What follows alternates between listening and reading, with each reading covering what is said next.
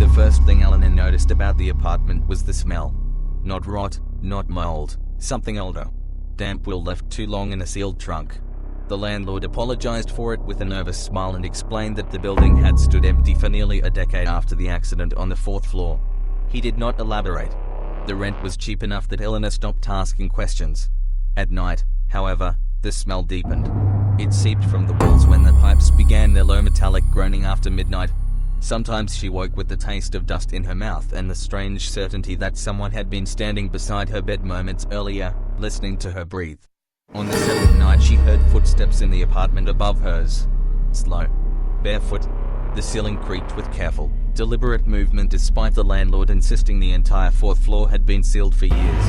Eleanor pressed her glass against the plaster and listened. The footsteps stopped instantly.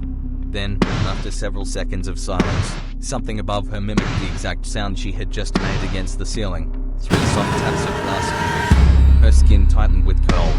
The next evening she climbed the stairs to the 4th floor herself.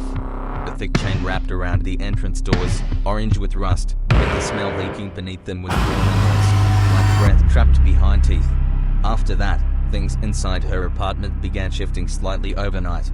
Chairs angled toward the hallway.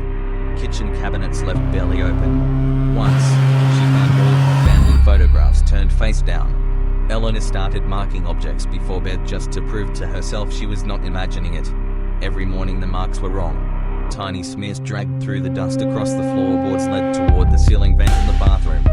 One night she woke to a sound above her, not footsteps this time, but the wet creak of someone lowering themselves slowly onto the floor directly overhead. Then came a faint knocking from inside the vent. 3 taps. Pause. 3 taps again. Patient.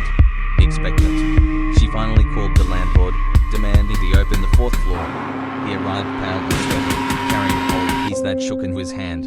The chain came loose with a scream of rusted metal. Beyond the doors waited a corridor drowned in darkness and thick air that smelled unbearably human.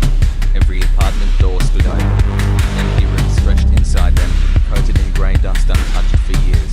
Except for one thing, on the floor of each apartment, directly in the center, they were deep impressions in the dust where someone had clearly been standing very recently. Bare feet, facing the walls.